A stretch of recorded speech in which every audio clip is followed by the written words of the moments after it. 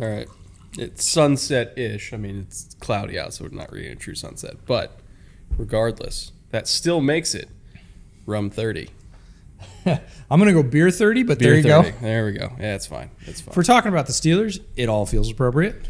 I'm going out to Pittsburgh in a few days, by the way. I know.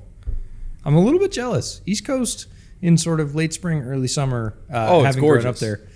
It's a cool place to be. Yeah. No, I've only been to one Steelers home game, and it was like Duck Hodges against I remember that. like the really, really like aggressively mid-Rams pre-Stafford trade. It was a fun game, but it's a defensive battle, to say the least.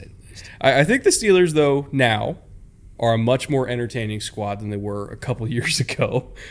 With like old Roethlisberger that couldn't move, and then you had the Duck Hodges and Mason battle, and then they brought in Mitch. Yeah, battle, use the term loosely. Brought in Mitch, even though everybody knew that Kenny was better. Even in the preseason, it was very obvious that Kenny was better. And then eventually Kenny got on the field, and all of a sudden they started winning again. Who knew? And Tomlin, in true Tomlin fashion, dragged that team to not having a losing record. And now the Steelers are poised in 2023 to be a pretty damn good football team. And I, for one, am totally okay with Yinzers everywhere declaring they're going to win the division because, to be perfectly honest, they have the talent to win the division. But we're going to get into all that. We're going to talk about scheme. We're going to talk about personnel. We're going to talk about Kenny Pickett's development and everything that you need to know about the 2023 Pittsburgh Steelers. But first things first. Jay, while I drink this rum, roll the intro.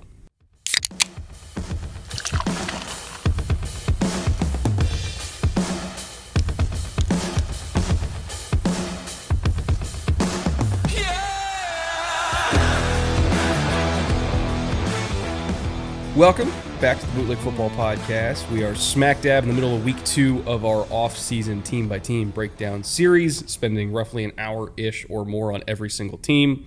Today is Steelers Day, obviously. I'm sure there's a bunch of Yinzers that have never seen us before that are seeing us for the first time. If you're not familiar with the show, we are at least we try to be a thinking man's football podcast. Sometimes we drink enough to the point where we are not a thinking man's football podcast anymore, but that's our goal here. We talk about scheme. We get really nitty gritty into personnel fits. We talk about, random assistant coaches that maybe you've never heard of before that actually have a pretty big impact on how these teams do. And we do our best to give you the most possible knowledge of this Steelers squad going into 2023. But before we get started, EJ, how you doing? I'm good. I probably need a few more sips of beer because we're recording a couple of these a day, and this is not the first, but I'm excited about it. It's a strong way to finish. Excited about the Steelers prospects. It is one of those teams. They are one of those teams, I should say, that's on the rise. We see the arrow going up for them overall. Spoiler alert. But we're going to talk about all those marks. We're going to talk about how some of those players fit in real football and how the Steelers might finish in the table. And we're going to talk about how some of those Steelers players fit into fantasy because our wonderful sponsor, Underdog Fantasy, has picked up the tab for 2 years so that we get to keep doing this and you get to keep watching it. And hopefully we keep elevating football discussion across the NFL. That's our goal. They have been kind enough to do that, and we couldn't be happier. So we'll touch on some of those fits as well. But I'm excited to get into it. This was a team that had its ups and downs, to say the least, last year. And I think probably going into this year, we're going to see more ups than downs. Yeah, they were the most unlikely 9-8 team. They were the most likely 9-8 team because it's Mike Tomlin. But in terms of how they started and then how they got there, it was one of those like, oh my God, I think the streak is over. And then, of course it's not. It's the Steelers. They're going to go 9-8. I think if they just started Kenny from week 1, they would have made the playoffs. And a lot of Steelers fans would have been like, oh my God, successful season. Yes. Now, though, knowing that if they started Kenny from week 1, they would have made the playoffs, now the expectations are a lot higher. I believe so, and rightfully so. I think that's going to be justified. let's talk a little bit about how that whole year went, how they got there. The 2022 Steelers overall record, as you said, 9-8, rank in the division third. Again, that probably could have been higher, but that's the way it worked out in the end. Home record even split. Most Pittsburgh fans not used to that, used to defending home turf vigorously. They split even 4-4 at home. On the road, 5-4, better away from Pittsburgh. Surprising. And in the last 4 games, this is why a lot of fans are getting excited about this team. 4-1. As they started to get their sort of sea legs under them, Kenny Pickett started to develop. They hit a bit of a roll, and you started to see some glimpses of what this team might be. They've made a bunch of additions this offseason, and that's, I think, why people are getting excited heading into 23. One of the things we've got this year on all these team summaries is an effectiveness summary, and we're using EPA per play as a measurement to help us define whether or not a football team is, for lack of a better term, good at football. And we've broken that down into offense and defense. For offense, we've broken it into rushing and passing. For defense, defending the run and coverage against the pass. And then, of course, you got to score points. So points scored and points allowed. The total of those 6 numbers give us a pretty good indicator of how decent this team was at doing things that a football team needs to do to win. In Pittsburgh's case, the rushing offense, 8th. Top 10, right where Pittsburgh expects to be. I think most Steelers fans are probably satisfied with that ranking. Might actually sort of jealously want it to be a little bit higher, but 8 they're probably fine with. We get into the passing offense, and again, bit of a tale of 2 seasons. If you look at the first half of the season and the second half of the season, you'd probably see a much different rank. The way it averaged out league-wide was 18th overall for the entire year. I think most Pittsburgh fans, again, watch the games would say, middle of the pack as a passing team. Yeah, that pretty much checks out. Rush defense, 15th. This is a right down the middle of the fairway kind of a team. That is good enough to win in the modern NFL. I think a lot of folks that have lived through a lot of Steelers football think 15th is a little low, maybe offensive. Well, that's the end of the world for them. Yeah. But overall, I'm telling you folks, you can win with that ranking in the modern NFL. And in terms of defending the pass, they struggled a little bit more, but only a little bit more. Came out 18th league-wide. Again, a number you can live with in a very offensively oriented league. Those defensive scores are not ones that will sink a team if the offense is good enough to pick up the slack on the other side. So let's talk about points scored. They scored 308 points, good for 26th. And this is where you see the difference between early season and the inability to score points. And Kenny comes on, starts to warm up, especially in that last 5 games. They go 4-1 and pick up some points, but not many overall. They were near the bottom of the league in scoring, and that's where those defensive scores aren't going to put you over the hump. You would need top 10 defensive scores in both categories to compete with only scoring that many points. In terms of points allowed, as a scoring defense, they're actually really good. They only allowed 346 points. It was good for 10th. That's top 3rd in the league. Absolutely good enough to keep a team afloat if you have the offense to go with it. So, again, that's where some of the excitement builds for 23 is additions to the offense, Kenny Pickett in year 2, a little bit more comfortable, and you can start to see how this team that was already rounding into form at the end of last year now could take that next jump. If you take all 6 of those numbers, divide them by 6 and get a sort of average league rank of where Pittsburgh came in compared to their peers, our bootleg power score for this team, the raw number is 15.8, so better, top half. And that gives them a 16th highest average, which is dead middle of the line.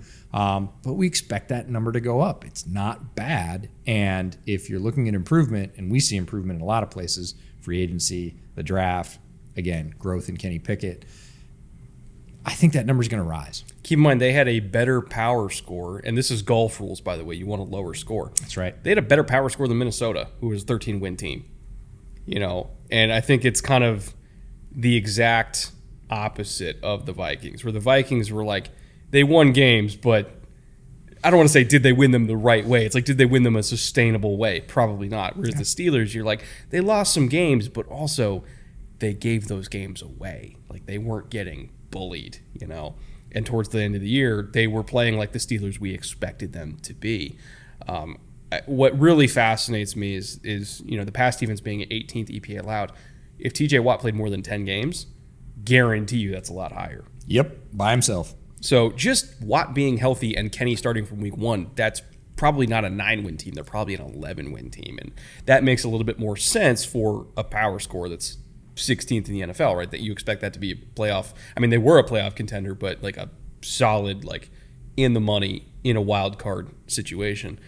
They were a better team than their record indicates. I think that's what the power score indicates. And that's one of the reasons I love this number is it kind of cuts through the bullshit about wins. Because wins can be fluky, right? You can get a tipped pick six and you get a score and that's the difference. And is that sustainable? Is it going to happen all the time? No, it does happen. But over the course of a 17-game season, when you look at all those numbers and then you average them out, it really distills it down to how good was this team at football, not necessarily how good was this team at winning.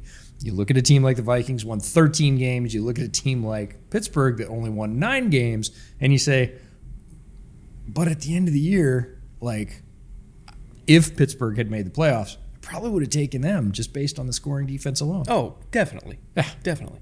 When looking at our scheme numbers here, just to kind of give more context to the power score, and I kind of touched on this a little bit when I recently did an episode over on my channel about the lineage of the Tampa 2 and why it's basically just inverted cover 3, and how Mike Tomlin, who comes from the Tony Dungy and Monty Kiffin coaching tree, how even today, without Tomlin even being the DC, you still kind of see some of that that influence, right? Looking at how the Steelers conducted their defense, it's a similar type of style to that old Tampa 2 or mid-2000s Bears, but slightly tweaked. They ran the 6th most cover 2 in the entire league last year. It went up to number 2 on third down specifically, or sorry, not on third down, on second down specifically, because they played a lot of cover 3 on early downs. They were also 9th in overall cover 3, heavily on first down, so they could get a run stop and then play cover 2 on second down. Didn't play a whole lot of zero. They were 23rd in that. Didn't play a whole lot of quarters.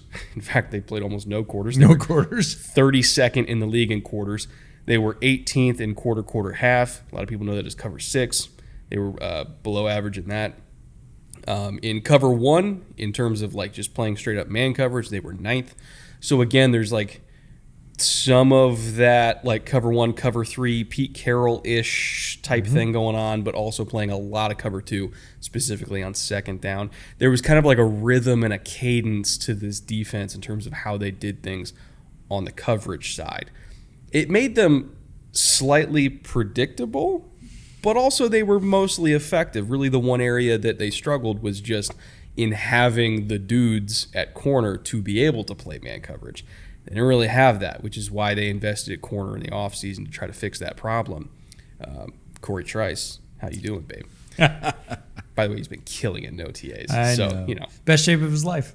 No, he got 3 PBUs in practice. I'm We're good. Future Pro Bowler Corey Trice, just saying. Just saying. No, but you could really tell that they knew that was a problem, corner specifically. And in order to play this style of defense they want to play, which is, hey, sometimes we got to survive on islands, they needed better dudes, and they made moves to do that. But overall, again, it's a very rhythmic offense. They're playing single high coverages, whether it's cover 1 or cover 3 on early downs. They're going to get a tackle for loss, or they're going to stop you for 2 yards. They're going to put bodies in gaps to get you into 2nd and 8.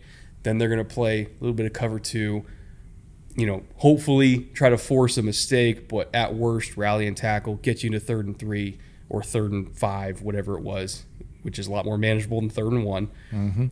And at that point, they're going to, again, man up. They're going to try to disrupt these receivers just to give TJ Watt 2.5 seconds. That's their whole plan.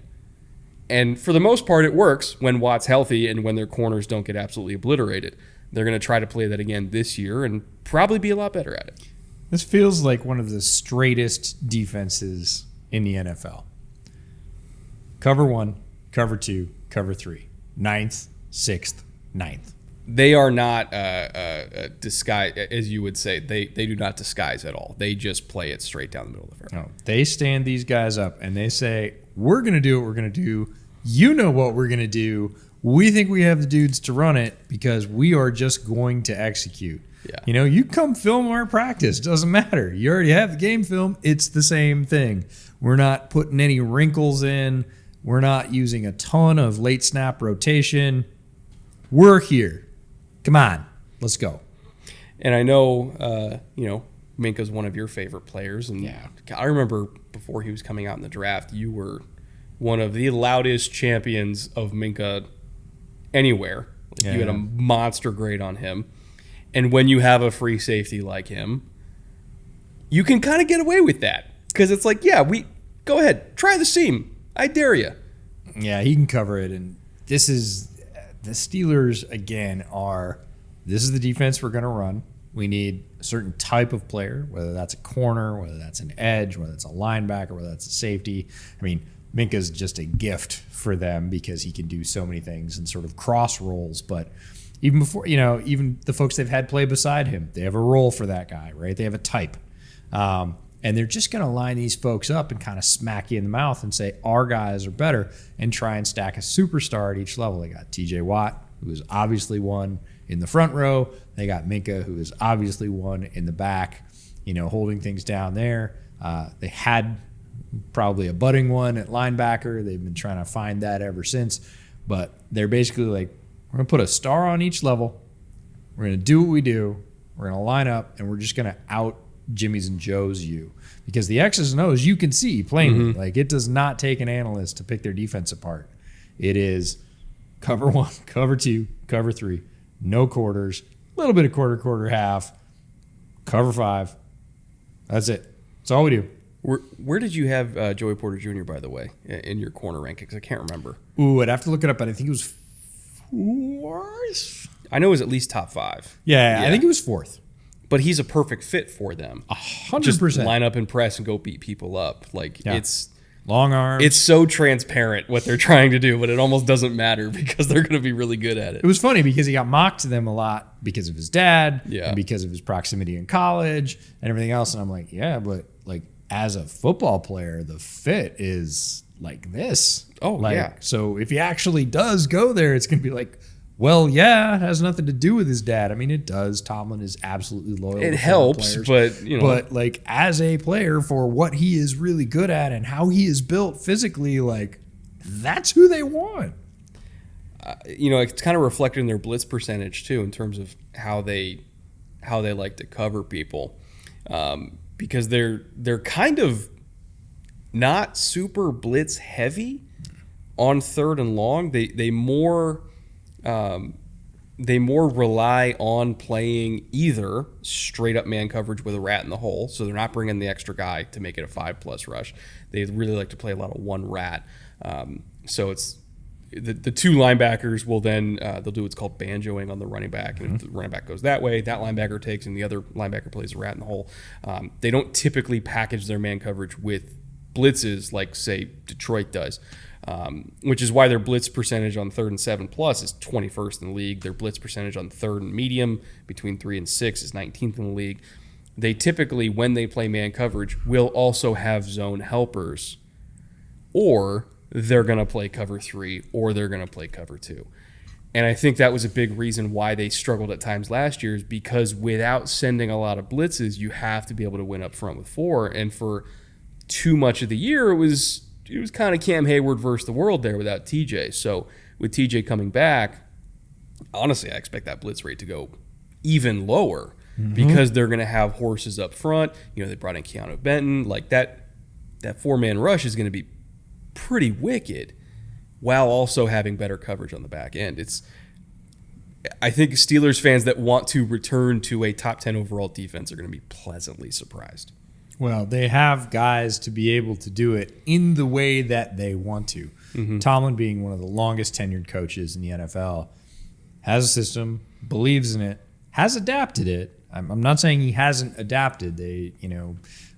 Pittsburgh's transformation from a sort of more hulking, power-based defense, big guys on the outside. Think about Jason Gilden and all those guys. They had that type. And they realized where the league was going about speed and space, and their linebacking core shrunk for doing the time lapse and got a lot faster. They wanted guys with better range. So it's not that he doesn't adapt, but he has a defensive philosophy.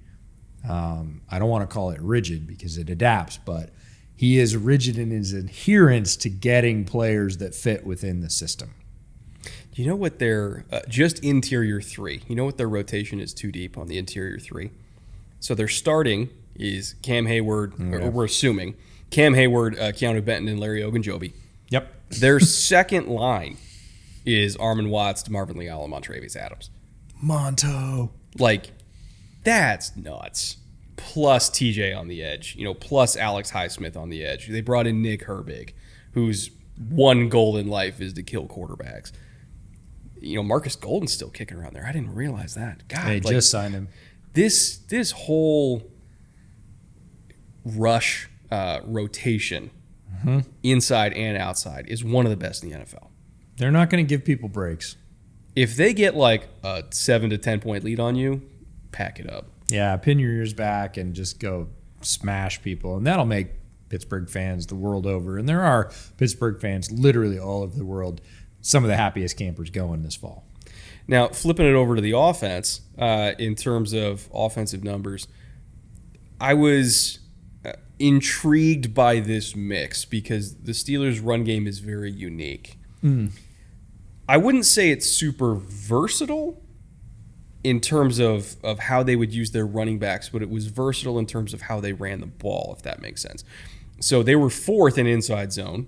They were 17th in outside zone, which when your running back is Najee Harris and he's 242 pounds or 244, whatever he played at last year, having the juice to actually press front side and outside zone, that's not really his run when he's that big. So inside zone made a lot more sense. And you also expect him to be pretty high in duo. They were not. They were 21st in duo. They were 31st in power. They were 30th in counter. All this stuff that you would expect they did with Najee, they didn't really do. It was mostly, especially when Kenny was there, line up in the shotgun. We're running inside zone from gun. However, a unique component to the Steelers' run game is 10% of all of their runs were jet sweeps. They were double the next closest team in the NFL in terms of number of jet sweeps. That was how they tried to attack outside with the run game. Yeah. They didn't do it with crack toss. They didn't do it with, trying to get Najee front side and outside zone. It was, if we want to attack the edges on the ground, it's jet sweeps. They're the only team in the NFL that does that. They had some mixed success. Sure. I am fascinated to see if they keep doing that this year because they do have some speed at receiver where they can try to make that work. Yeah. Or I wonder if maybe they try to make Najee shed some weight. And just like what they did with Le'Veon back in the day, Le'Veon was also 240 early in his career, and then he shed down to like 225, 230.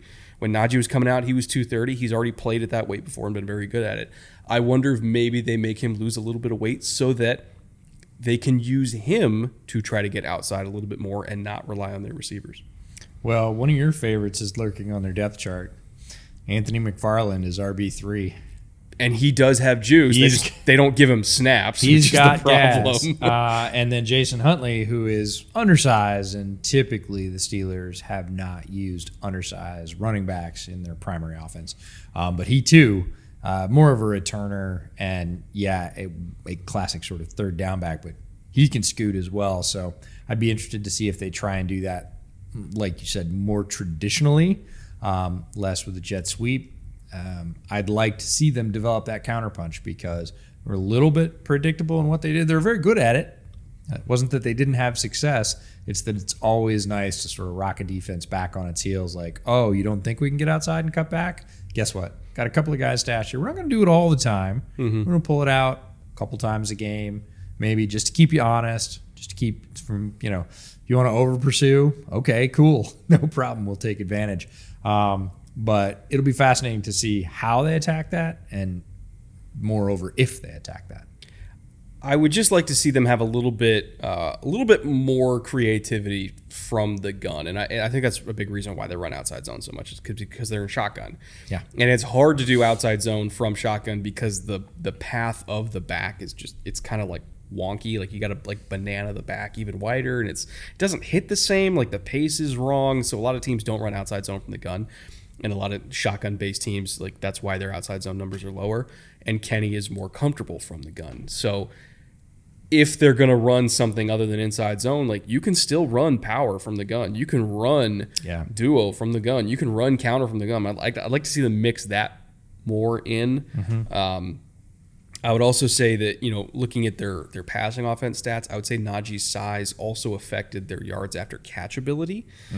This was a team in terms of air yards percentage, like the percentage of their passing yards that came through the air rather than after the catch. They were 4th in air yards percentage, which is good, but that also means that they were very low in yards after catch ability. Typically, a lot of teams like to be more towards the middle of the pack, a little bit more balanced so they can get yards in both ways. And a big reason why they were so low in yak ability was Najee. He had a yards after catch of 6.1 per reception, which among just running backs was 59th in the NFL. Wah, wah, wah. So it's kind of, if you're giving the ball to Najee, he's going to get those 6 yards, but he's only getting those 6 yards. Yeah. And you're not getting explosives through checkdowns, which some teams are able to do, and it's a big help because that means that you don't have to then throw dimes down the field to get chunks. Pickett's, really the entire Steelers team, like their big time throw percentage was 3rd in the NFL. Like he threw a lot of dimes deep down the field. They didn't always catch them. Their drop rate was also 12th highest in the NFL. So a lot of those big time throws weren't paid off because Deontay unfortunately just couldn't keep his freaking feet in bounds a lot of the times. But like Kenny was really airing it out and throwing some gorgeous balls down the field. But that felt like the only way they could get chunks. They have to improve that this year. They have to improve their yak ability. And they can't keep making Kenny do everything in the pass game. Like they have to give him some help. It's weird to think that we're talking about the receivers and saying they have to give their quarterback some help because for years the Steelers wide receiver core was obviously the envy of the NFL. They had at all times kind of 3 dudes that were really effective, and attrition, age, trades have changed that a little bit. Again, they've got some guys that we think can ascend, but it's so funny because for years, like, the Steelers couldn't pick a wrong wide receiver. Everybody they picked seemed to flourish for a bit. And, all things change in the NFL and usually pretty quickly. And, it's not that they can't, it's that they're going to have to, right? Deontay's going to have to keep his feet in bounds, and Pickens is going to have to, convert some of those things that he didn't last year. And he's going to have to expand his route tree as well. Like, they're all going to have to do a little bit of work. But I think, again, with Pickett's growth, he was sort of leading, which was very strange as a rookie. I mean, if you'd asked most fans around the league, maybe not Pittsburgh fans, because shout out to Pittsburgh fans, some of the most knowledgeable and passionate fans in the NFL, period. Hands down, not worth debate. Absolutely true. If you'd said before the season, hey, Pickett's going to be like pulling this wide receiving core along, people would be like, come on. But he was at times. He was the one that people were worried about. Yeah. Because again, when Kenny was dropping these dimes down the field, Pickens was the one actually catching them and actually converting. Deontay, I don't want to say Deontay had a down year, but there was a lot of meat left on the bone. And it's frustrating. It's really frustrating. And they kind of leaned even harder into that we're going to go win with 50-50 balls because they brought in Allen Robinson. Like, they still got Boykin there as a big guy. I kind of want to see them feature Calvin Austin more because if anybody's going to be some sort of yak threat, it's probably going to be him. They don't really have anybody else to do it. And it's, a player we'd both like to see more from because, man, is he cool when he gets the ball in his hands. He's just not getting it very often. Blame Canada. Blame Canada. Oh. Speaking of the power structure of the Steelers, Matt Canada is back for another year at offensive coordinator. Considering the talent they have assembled, kind of got to make it work now. Like, if it doesn't work now, it's just not going to work. So I don't want to say it's like a do or die year for Matt Canada, but it's kind of a do or die year for Matt Canada. Yeah, we'll talk about Matt in a second. We'll start at the top with the GM, Omar Khan. Really a continuation of a very strong Pittsburgh lineage, but it does feel, I don't know, I'll ask you, does it feel like there's been a little bit of a tweak, even though this was a very orderly succession in terms of GM? Does it feel different than Colbert? I don't want to say riskier, but they're definitely swinging for the fences a little bit more, especially when it comes to like picking up guys that maybe slip a little bit due to injury concerns. Like you can see that in this draft, right? It's very much like a, yeah, if it works, great for us. You know, if we strike out, we strike out. But if we hit the homer, we're still getting runs, right? It's a more entertaining way to build a football team, you know, selfishly for us, because we get to talk about, oh my God, I can't believe they got Darnell Washington. But there's a lot of GMs that are very much like, if you're a 6'7" tight end with foot problems, I don't want you. Yeah. And Omar's like, fuck it. Like, sure, why not? That's exactly the wrinkle I was looking for. I wondered if you'd sort of seen or felt that too. It feels like under Omar Khan, this team has a little bit more pizzazz. That's the exact word I was going to use. And it's fun to see because, again, an orderly transition in terms of football, if you've had a lot of success, and the Steelers have, you don't want to go in a radically different direction because there's a lot of risk involved. But having the same thing for another 10 or 15 years, it's a little boring. And it feels like a little bit of spice this year. We got to see a little bit more personality from Omar in the draft. Head coach Mike Tomlin can't sing his praises highly enough. Mm-hmm. One of the most respected coaches in all of the NFL, cannot go under 500. It is like physically impossible. And honestly, the coolest guy in the room. Having been within 25 feet of that guy, there is an aura, right? You're just like, damn, that guy's cool. Like, look at how everybody responds to that guy. And it's the most natural thing in the world for him. And that bleeds over to the players and the culture and the feeling of cohesiveness of a football team. And Tomlin's got that like in spades. I think he might be the best coach in the NFL for that. He's definitely the most resilient. And he's definitely somebody who is going to go to the Hall of Fame, A, because he's a great coach, and B, just because he held the Killer Bees together for as long as he did. Literally nobody else in the NFL could do that. In terms of like handling interpersonal relationships, I have never seen a human being in any career handle people better than Mike Tomlin. Like it's unbelievable. I would take a class from him and spend any amount of money on it. Like it's priceless in terms of just how to handle people, because he's better than any person I have ever seen do that. Yeah, that particular piece of Tomlin, the one you just identified, feels very Parcells-like to me. Yeah.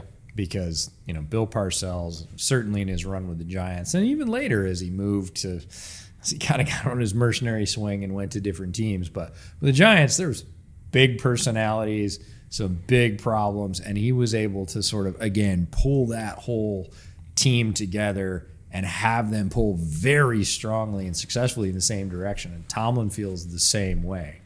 We know there have been issues behind the scenes in Pittsburgh. Some of them have leaked out, some of them haven't. But regardless, this team will not go under 500 and has been much more successful than that on average. So, big sidebar on Mike Tomlin, but well worth it. One of the best coaches in the NFL.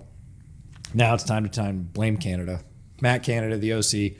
Many Steelers fans calling for his head for the last 2 years.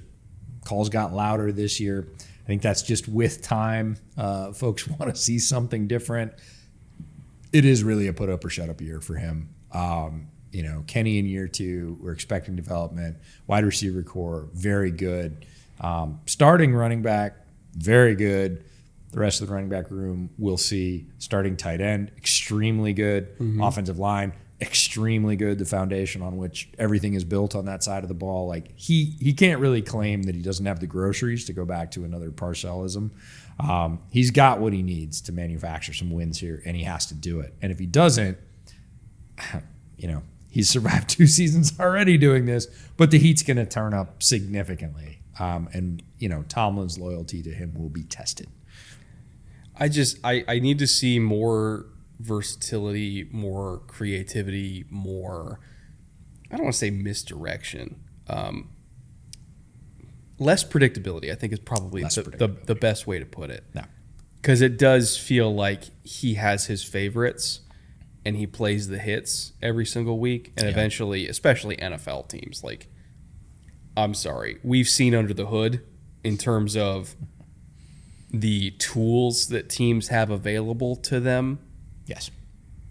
To literally, oh God, okay, I'm gonna spill some beans here.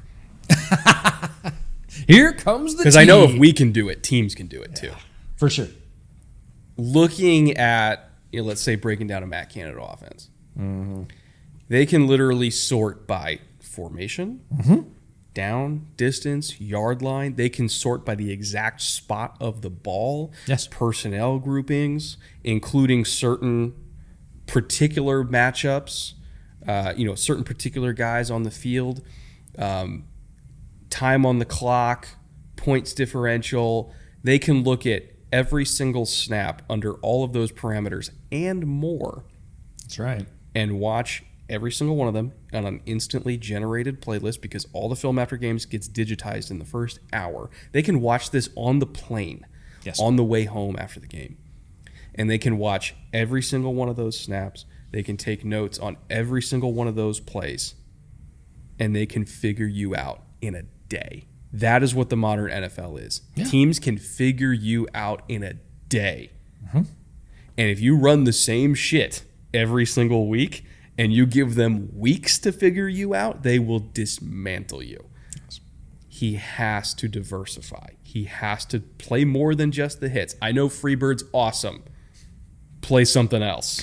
Freebird. Yeah, no, and it's even quicker than that with the addition of AI, because that sorting can be sort of pre-done for you. There are teams already doing that. Yeah, and it can be just delivered to your desk. You don't even have to do it on the plane home. AI will do the chunk sorting, and you can sort of sift through and go, yeah, this is what I want. I want to see more of the same plays run from multiple formations, because you could do that pretty easily. And that's a good way to sort of throw off the scent early and not have them all end up in the same bucket that AI grabs and dumps in your film dump. We'll see, but there's a lot of pressure on him because, again, they are not short of tools. The Pickett pick worked out so far. There's no rush to replace him as, he doesn't have it.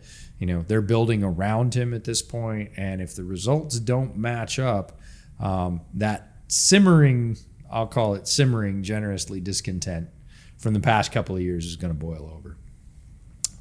Defensively, defensive coordinator Terrell Austin, again, gets a lot of nice tools and toys. We'll talk about those as we get through free agency and the draft.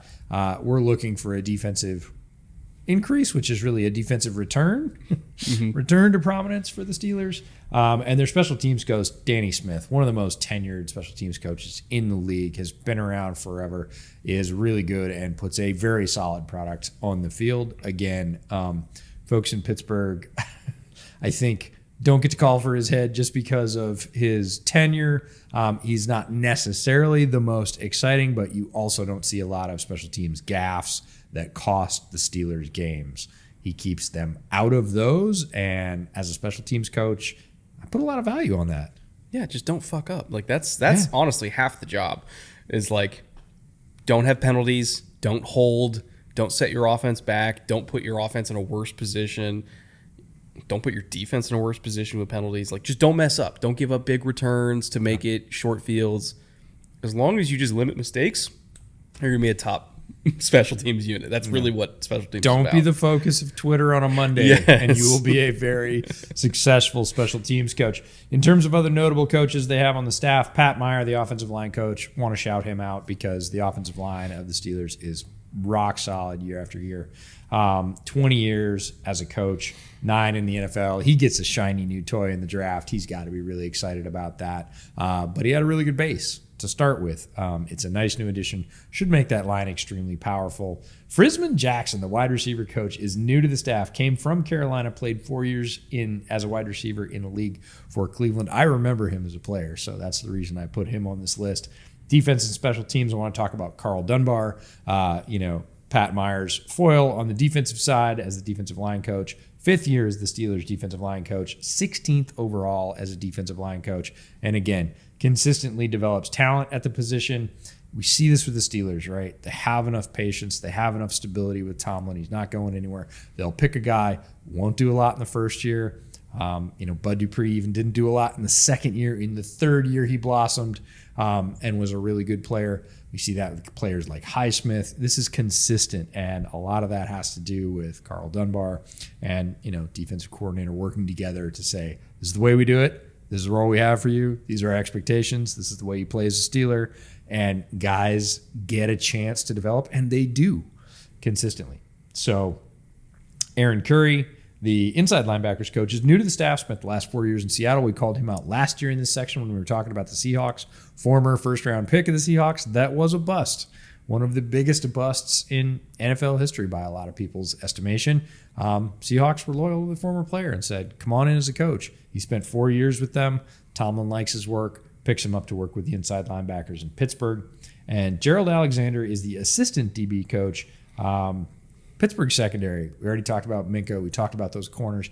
They've been on a sort of a rotating corner program for the last 2 or 3 years. They've had a sort of mercenary approach to filling those spots. They know what they want in those roles, but they've done them in shorter term. They haven't gone out. I think their most expensive corner last year was like $4 million. Yeah, they have not cheap. Prioritized it money-wise or in the draft. Gerald Alexander's holding that together. He played with 5 NFL teams: Detroit, Jacksonville, Carolina, Miami, and New York Jets in his 5-year NFL career. So one of those guys that moved around a lot, wasn't the most talented guy, but got to see a lot of different coaching philosophies, a lot of different systems. Definitely helps him in his role as a coach. One note on Carl Dunbar, by the way. One of the best disciples of Pete Jenkins, who is... If you don't know who Pete Jenkins is, he's like the Dante Scarnecchia of defensive line coaches. He's arguably the best defensive line coach ever, and Carl Dunbar studied under him, and no wonder he's a damn good defensive line coach. Picked up more than a few lessons. Yeah.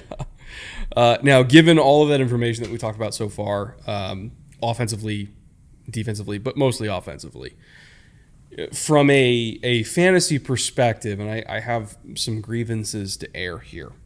Oh, it's Festivus? It's Festivus for the rest of us. Okay. Kenny Pickett right now, specifically in best ball drafts, is going as QB 23, which means barely rosterable, basically, as like a second quarterback. That, to me, is a little disrespectful. I do not see Kenny Pickett as the 23rd best quarterback in the NFL, nor do I see him as the 23rd most productive quarterback coming up here in the NFL. We talked about a lot of the issues that the Steelers offense had last year. I don't particularly think they were Kenny Pickett's fault. Hell, he didn't even play during a lot of the games where they were having most of their issues. Yeah. Again, we talk about lack of diversity in the run game. We talk about the fact that, his big-time throw percentage was like top 3 in the NFL. It's just Deontay couldn't keep his freaking toes in bounds.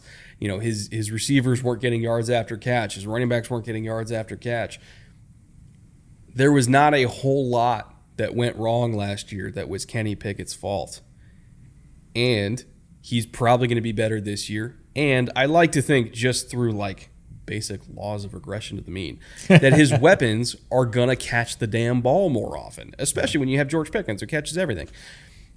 I really don't understand QB 23. So if I'm value hunting in the Patriots, or not the Patriots, the Steelers. God, I know. People just flipped off right now. They flipped you off. Flipped me off, and they definitely shut down the show. When I'm value hunting in the Steelers offense, Kenny Pickett is probably my priority one, because I know that Najee's going as RB13. I'm probably not going to get Najee if I'm looking for a value. Freiermuth is going as TE10, which is appropriate, but if I'm waiting for a tight end, I'm probably not going to get Freiermuth. Pickens and Deontay are going at wide receiver 39 and 37, which is a whole different grievance that I have. That's too low for both of them. But if I'm hunting for somebody who I can get at pick 170 something, and I'm getting a quarterback who I know is going to outproduce several of the quarterbacks that go ahead of him, Kenny Pickett to me is an easy guy that I'm targeting. He's probably going to be on most of my best ball drafts, and I kind of feel like it's easy money for me. Feels like a take that is sort of left over from like a month after he starting in the middle of last year. Yes. Like 4 weeks in, people are like, oh, see, we told you he's having growing pains, which for any rookie quarterback he's a rookie. is the way. Plus, you talk about all the additional challenges that were surrounding him, and people kind of like form their opinion, and this happens. It happened with Jalen Hurts in college, right? They saw him in the national championship game, and they went, that's the guy he is. And 3 years later, they're like, oh, he's this. And you're like, yeah, he was that 3 years ago. Yeah. But it's been 3 years, and quite frankly, 2 schools. It's a different deal. Like, he's a different player. And if you looked at Kenny Pickett at that point after his first 3 or 4 starts and Kenny Pickett at the end of the season, I think if you looked at him in the beginning, you'd get this, 171st overall or, well after 20 other quarterbacks have been picked. Okay, I'll go Kenny Pickett. If you looked at him at the end of the year, it's higher than that. Now, I mentioned my grievance with the receivers as well. Pickens is at wide receiver 39. Deontay's at wide receiver 37. So in a 12-man draft, neither of them are going even as a wide receiver 3. They're going as wide receiver 4s. Both of them. Can you name any other football team where the highest drafted receiver is going as a wide receiver 4 in fantasy? That also makes no sense. And it reeks of people being like, I don't know which one to draft, so I'm not drafting either of them. Yeah, well, there's that. And so they're taking worse players ahead of them. Yeah. And I do not align with that line of thinking. As far as I'm concerned, they're both really good. Now, Pickens, especially wide receiver 39, is unconscionable to me. He's better than Deontay, in my opinion. He will, if not this year, by the end of this year, will be seen as a wide receiver 1 for them because he's a great route runner. He's got incredible hands. He's really good in the red zone. He has a connection with Pickett. Really, the one thing I wish he got better at was getting yards after the catch. But in terms of like the go up and get it 50-50 ball guy for an offense that really seems to want to build around that style, he's the best one on the roster. And so for him to go, in the 70s, gimme. Yeah, it's kind of a Bermuda Triangle, right? We have this outdated opinion of Pickett, so that flows down to our wide receivers. We're not sure about that. And then we have these 2 wide receivers in the corner. We're not sure which one's going to be featured. We're not sure which one's going to be better. So we're just staying away from the whole triangle. We're picking the quarterback late, and we just don't know what to do with the wide receivers. So we're just scrap the whole thing, right? And then, like you said, sometimes picking players who are lesser earlier on because of that uncertainty. They're just staying away from uncertainty more than anything else, it feels like. We talked yesterday with the Browns about how I was staying away from the Browns passing game because Deshaun was legitimately bad on tape last year. And I'm not certain about Deshaun, so I'm not drafting anybody from the Browns passing attack. I'm more certain about Kenny. Just watching film. Like, I'm really more certain about Kenny. I feel like the Steelers passing game is a safer investment. So I'm probably going to end up with most of these dudes on my team. Well, maybe not Najee, but in terms of the receivers and Kenny, I'm probably going to end up with all of them in most of my drafts just because it's easy value. Now, if you yourself are a Steelers fan who also believes in Kenny Pickett not being the 23rd ranked quarterback, and you feel like you can also share in the value, again, promo code Bootleg over at Underdog Fantasy when you're drafting all your teams, whether it's going after that $15 million prize pool in Best Ball Mania, or you're using it for mock drafts. Like, a lot of people use it for mock drafts because you can throw $2 into a draft and it kind of makes people stay in the entire draft. They don't leave and then go on. You're drafting against 12 dudes on auto draft, and it's not a very accurate mock experience if you're getting ready for your home league. So a lot of people use Underdog to get more accurate mocks. Takes. Yes, actually drafting against people. So, if you want to deposit and use Underdog just for that, a lot of people do that. If you want to play pick'ems during the season, and make some crazy ass money like we did last year, you could do that too. Really, whatever you want to do Underdog in any sport, they got you covered. So again, promo code Bootleg, they'll match your deposit up to $100. And do your Steelers fandom proud. Go get yourself Kenny Pickett in like the 16th round or whatever he's going in right now. A little bit, quote unquote, early. Yeah. Now, looking at free agency losses, a lot of addition by subtraction to me. Other than Cam Sutton, I'm kind of not sad about any of these losses. Yeah, sad isn't the word I would use. Ahkello Witherspoon's on there. He struggled with injury. Love him as a player, but he didn't really deliver for them. And then kind of have to scroll through, wow, a lot of guys before we get to, Miles Jack. Was really excited for his addition when he came over. Again, didn't really work out. Am I sad about it? No. Same thing about William Jackson III, the cornerback, was like, oh, this is a great fit. Again, didn't work out. They let him go as well. Malik Reed, I think the Dolphins probably got something there. I like him as a rusher, but am I sad about it? Nope, haven't hit the sad marker yet.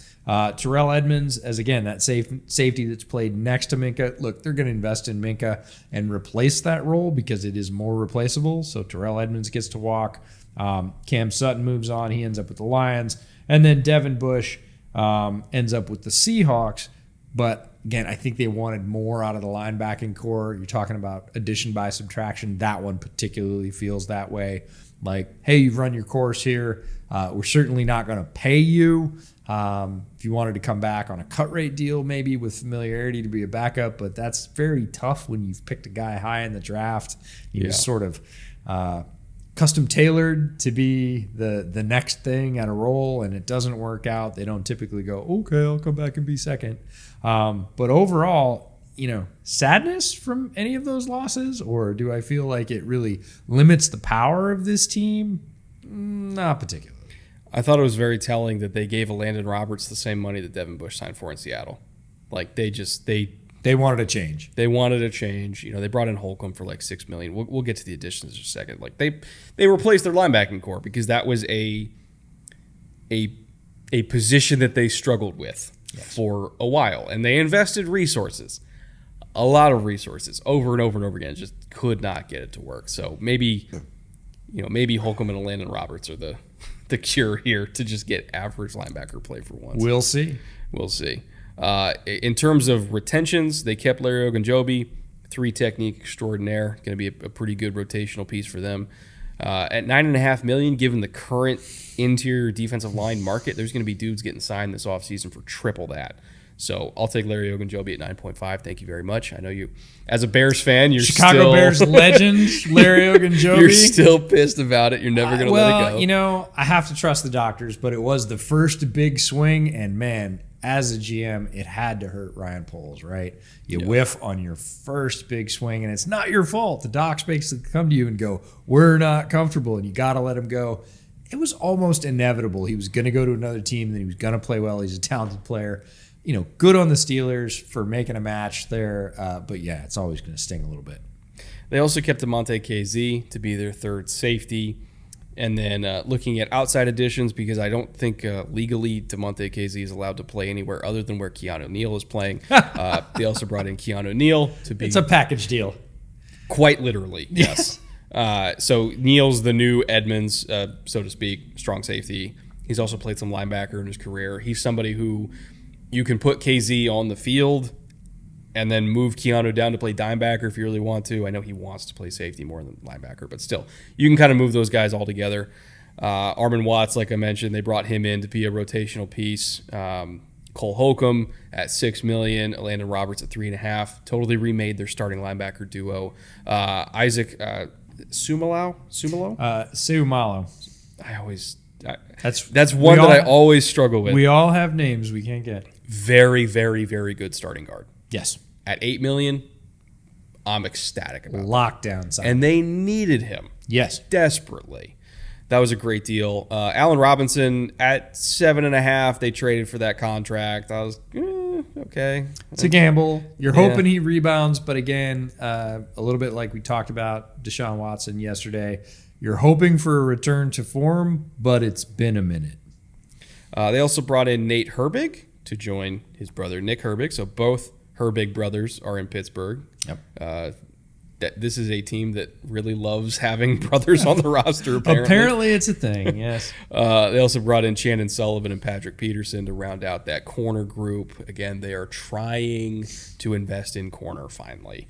And I think they learned some lessons from last year that they can't go another year without investing in corner. So overall, they did a lot of work in free agency and then did even more work in the draft to make this quite possibly the best Steelers roster they've had in some time.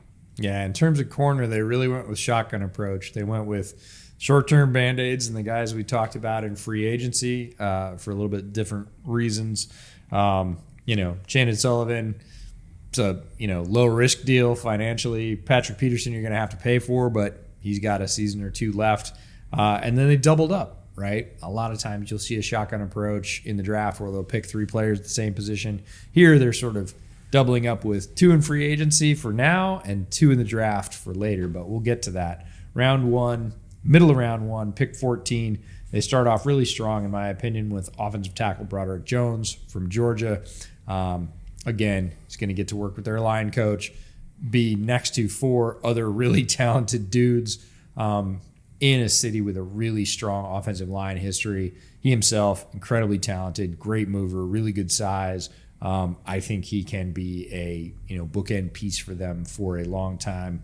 Felt like a lock fit for both player, role, organization. We know they were talking to the Bears to even go up to get him at 9 too. So to get him at 14 is even better value. Yeah, they basically had to sit on their hands, not by choice, and still end up getting the player they want. Sometimes that happens. It's a very happy day when that happens in a draft room.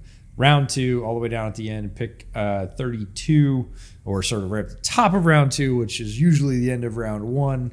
Thanks to a forfeited pick this year, they go and get the aforementioned cornerback, Joey Porter Jr., son of Joey Porter Sr., great Steeler from Penn State. Again, tons of length, physical, just a perfect fit in terms of what the Steelers are looking for in terms of go beat that guy up, right? Don't let him get off the line.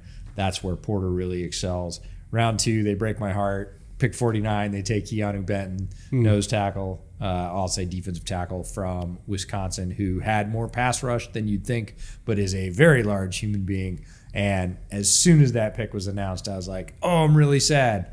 Oh, I'm actually kind of really happy because he's going to have a great career. Him under Carl Dunbar is going to be a nightmare. Plus, my comp for him was Cam Hayward, so it's not only under Carl Dunbar, but you're learning from Cam Hayward, he's going to be a Pro Bowler for them. I would expect. In terms of making sense, the first 3 picks, you're like Broderick Jones, great. Joey Porter Jr., of course. Keanu Benton, oh man, but still my heart. So they are absolutely crushing it through the first 3 picks, and then they go for the injury risk round 3, pick 93 overall. Tight end Darnell Washington. We already talked about them picking up the Ogunjobi contract. They have a more flexible approach to medical issues by the sounds of it.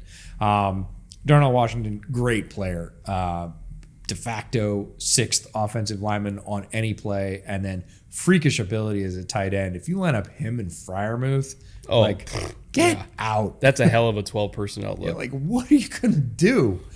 They can both get down the seam. They can both catch passes. They can both block. Stack them on the same side and say, I dare you. Lots of flexibility. Again, really like the fit. Round 4, pick 132. They pick up Nick Herbig, the edge from Wisconsin, who I actually think will probably play some inside linebacker for them. That's how they had him listed right off the draft. Oh, they did? I actually think he's better there because he can cover. Huh. He didn't cover very much at Wisconsin. Everybody said, EJ, how do you know he can cover? He had 40 coverage reps last year, but 12 of them were very good. I watched them all, and he'll undercut routes. He had some PBUs. He had 3 PBUs and 40 coverage attempts. He didn't do it very often, but the skills are there. It's just one of those guys, a little bit like George Kittle, where he just didn't get asked to do things. Doesn't mean he can't do things. So I think he's a steal in the 4th round for the Steelers. Round 7, 241, they end Corey Trice Jr.'s slide for you. Again, Corey Trice Jr. just on tape, physical ability, all that combined is like a 3rd rounder at worst. Oh, You were much higher. I was even higher than that, and I think he's phenomenal. But middle of the 3rd round at worst. That is his floor. If we're talking ceiling and floor, and he just dropped, and he dropped, and he dropped, and he dropped. We thought he was going to go undrafted. We were very surprised because we'd reached out pre-draft, sort of taking the temperature around some of the league sources we had. Are we nuts, or are we the only ones that like this guy? No, a lot of people like this guy. But what they didn't say is, he's got a medical folder this thick. Yeah. He's got a lot of medical issues. We didn't hear that part, so we only heard the first part of, the league likes him, and he looks really talented on tape. So we're like, can't get through the 3rd round. That's larceny. 4th round, 5th round, Yeah. 6th round. Knee problems can be a bitch sometimes. Yeah, 7th round, they end his slide. He has looked, as you mentioned, in OTAs, incredible. Not surprising to either one of us. He has to stay healthy. Like, that's the sauce. Yeah. If he stays healthy, this will be a great pick. If he doesn't stay healthy, nobody will care. He was 241 in round 7. Like, they waited the appropriate length of time and then went, come on, it's worth a lottery ticket. And if he stays healthy, he'll be far better than a lottery ticket. Mark our words on that one. They finish out draft round 7, pick 251, 10 picks later. Spencer Anderson, the guard from Maryland. I have a feeling that he could succeed in their system. It will take some time. I don't know if he'll be on the 53 this year. I can see him as a practice squad guy, getting that sort of longer tail that the Steelers will give folks to develop, and then coming in and being a solid backup. Like, that's very possible. But again, if he doesn't, we're talking about pick 251 in the draft. Besides the injury issues to Washington and Trice, this is like a grand slam home run. Oh my God, it's amazing. It's so good. If these guys stay healthy, we're going to look back at this draft and say, this is the refurbishment of the Steelers core in 1 year. If they don't stay healthy, it'll probably be Broderick Jones. We think he'll be good. Joey Porter will be at least solid, if not a star in their particular system. And, maybe Keanu Benton works out, and half of this draft is still pretty good. As a hit rate, that's still great. If the guys with injury histories work out, this is an all-timer. It's like the Jets draft last year, getting offensive and defensive rookie of the year. I'm not saying that Keanu Benton's going to be defensive rookie of the year. I'm not saying that Broderick Jones is going to be offensive rookie of the year because linemen never win it.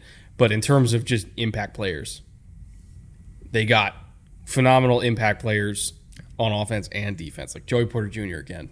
I cannot stress this enough, how perfect a fit he is.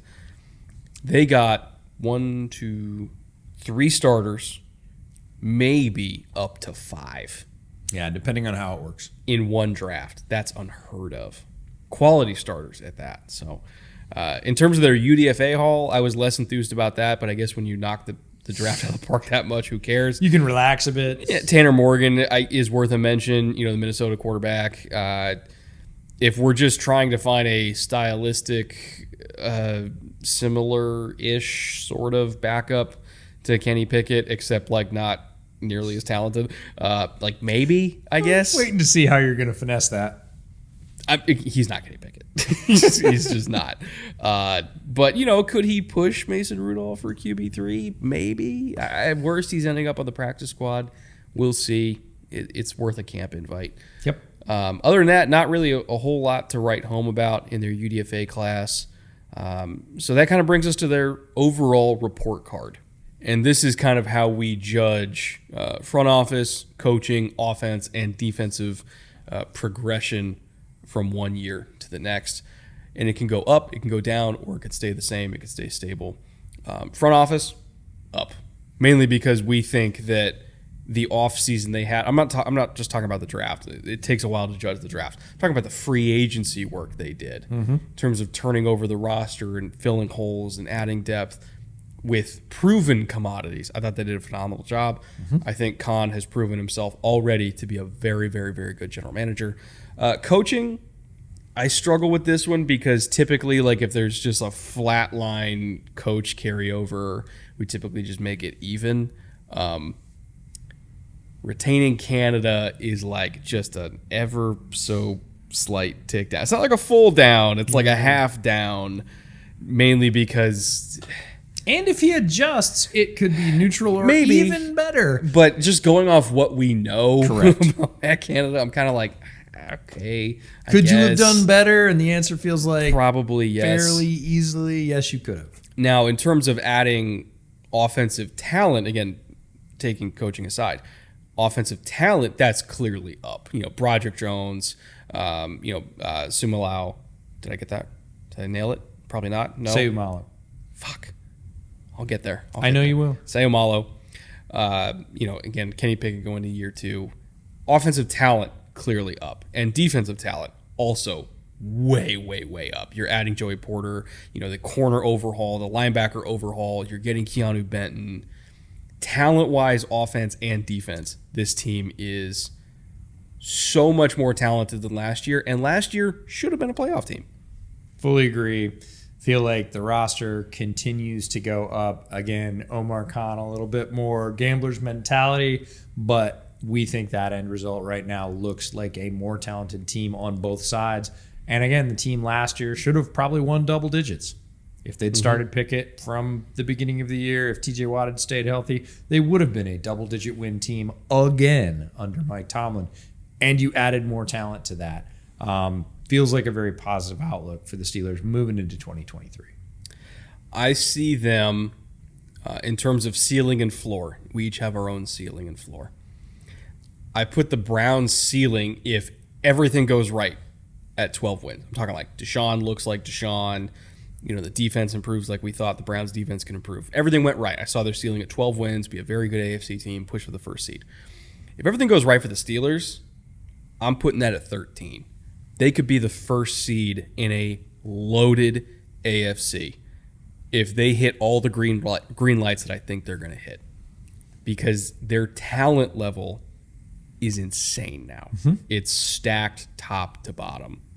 Their floor, solely because Mike Tomlin, it's 9. It's above 500. I am not putting a below 500 floor for the Steelers. Can't do it, won't do it, will never do it. Their floor is 9. And that's if everything goes to shit. Yep.